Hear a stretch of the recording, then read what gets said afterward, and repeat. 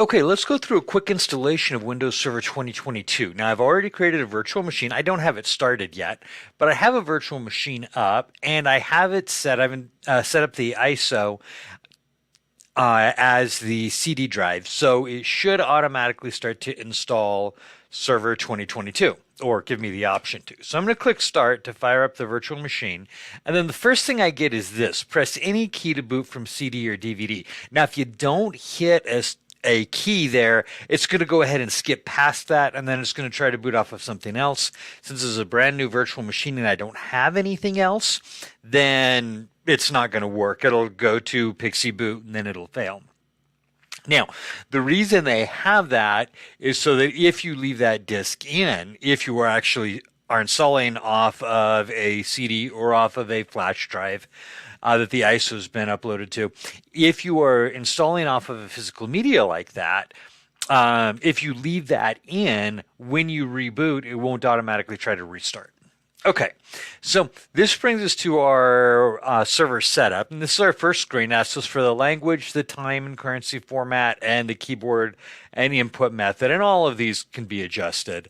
But I'm happy with all of them at the moment, so I'm just going to click Next.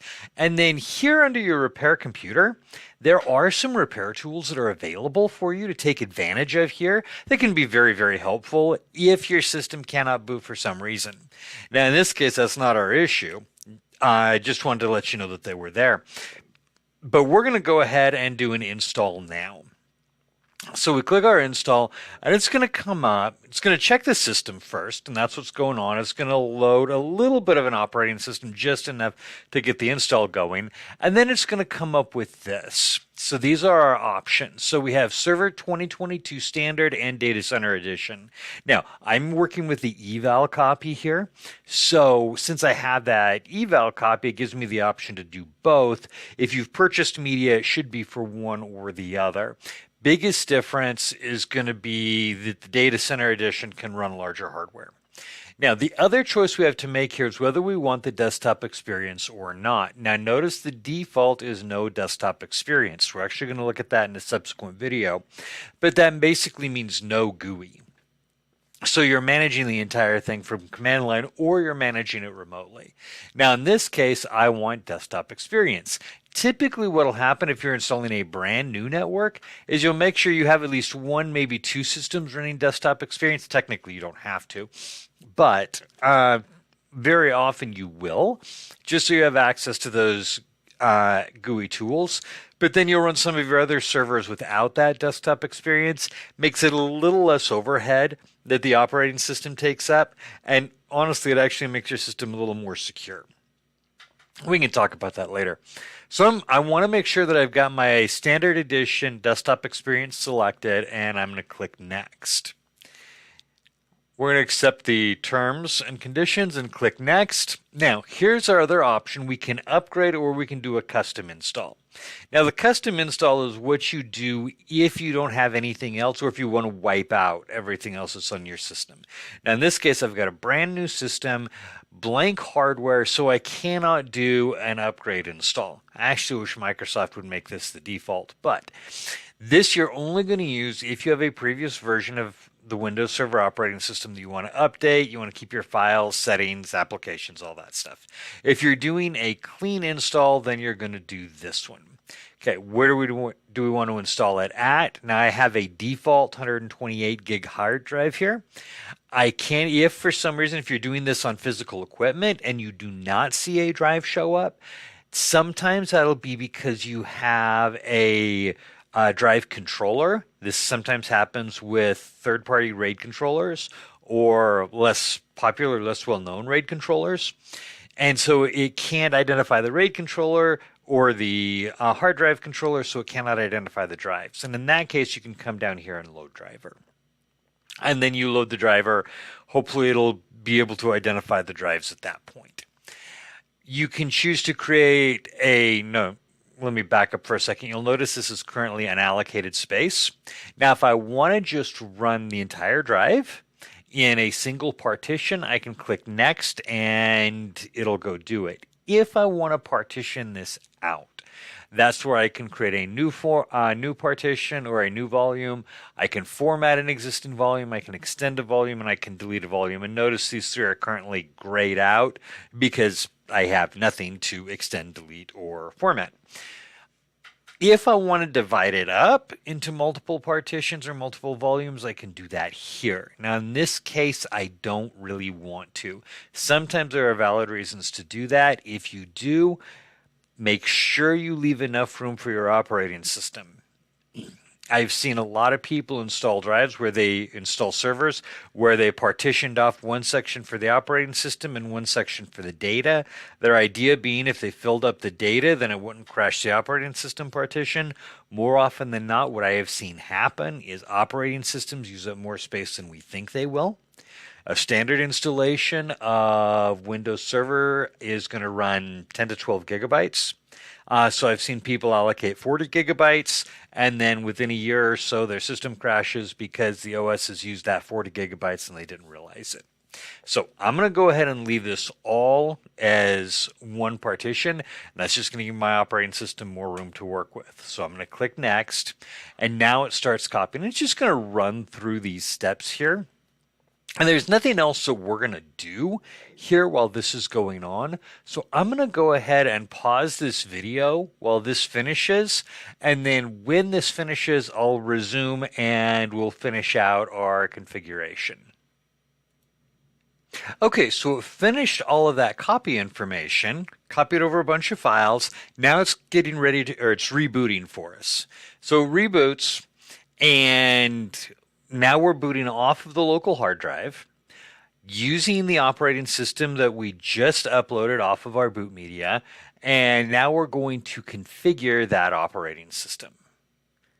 So, and it will probably require at least one more reboot for us. So we're waiting for it to come up.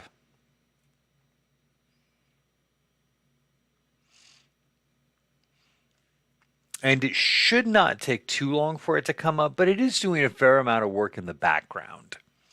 So I'm going to go ahead and pause the video again while it finishes doing its background work, and then we're going to pick it up once it gives us control of the operating system again. Okay, it took a little bit longer, but it did come up. So here we are. We need to set an administrative password, and I'm going to use a generic password for this thing. And then I'm going to click Finish. Now, this will finish. It'll bring me up, and I'm going to click. Now, I'm already connected to the virtual machine. I'm going to click Connect here, and that's going to give me an enhanced configuration, which will actually let me go full screen. And then I'm going to go ahead and log in using the password I just created. Now, it doesn't ask you to set a username. This is Windows Server, so it just asks me to do... Nope, don't want to do that. So it just asks me to use the default administrator and then just asks me to set a password. Okay, Server Manager is going to come up initially, and so I'm going to wait for that to finish loading. It's going to give me an option here saying, hey, try Windows Admin Center, which is actually kind of a cool admin tool, but we're not going to look at it right now. Instead, what I'm going to do is I'm going to set an IP address on this server, and I'm going to set a server name. So I'm going to click on Configure this local server, and we have a default name that it's created for us, which is something that, is ridiculous. So I'm going to select that, and then I'm going to come down here and click the Change button.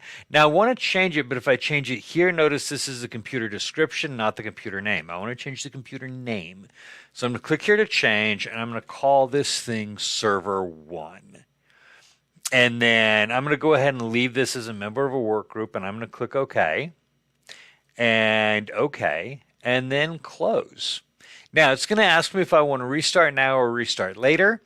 The change actually won't take effect until I restart. So if I don't restart now, there are a couple of things I might not be able to do. However, I do want to set an IP address, and that I can do. So I'm going to say restart later, and I'm going to give this a new IP address. So I'm going to choose IP address, and by default, by the way, it's assigned by DHCP, which I normally don't want with my servers. So I'm going to select this, and I'm going to right click on Ethernet, go to properties, and I'm going to do my IPv4 properties, and I'm going to give it a specific address name. And I'm going to say it's going to be, oops, turn on number lock, 10, stop that, right here, 10.10.10.10, and I'm hitting the period to jump between those. And then for my subnet mask, I'm going to go ahead and do 255.255.255.0. I'm not going to set a default gateway at the moment. I do want this thing to use itself as the IP address. So I'm going to do 127.0.0.1. And now I can use this, which is my loopback address. It basically says, hey, talk to yourself. Or I can say, I can give it the actual IP address.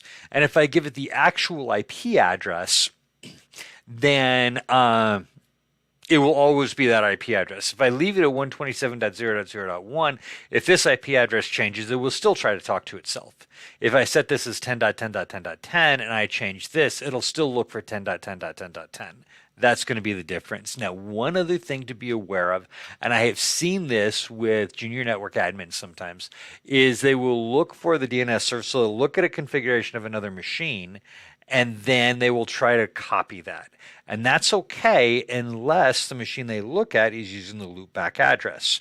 See, if I go to my second server, or another workstation for that matter, and I give it 127.0.0.1, means that machine will loop back and look at itself rather than at the intended one. So if I use this, I have to remember when I go to configure this on another device, I need to make sure that I give it the actual IP address of 10.10.10.10 and not try to replicate the loopback address. All right, so I'm going to hit OK and close, and I'm going to close this. Notice this has not changed yet.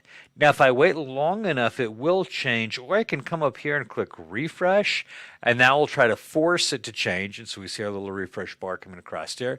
Notice that has changed. Our computer name has not yet, and that's because the computer name doesn't change until we actually reboot the system. So I can come to start, power off, and restart. It's going to ask me why.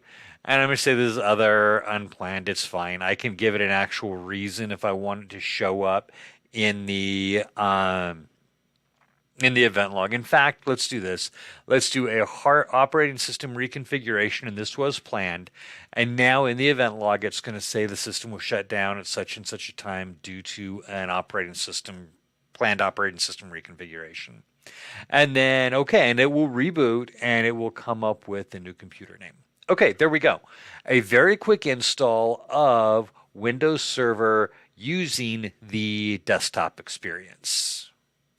Continue and restart, and there we go.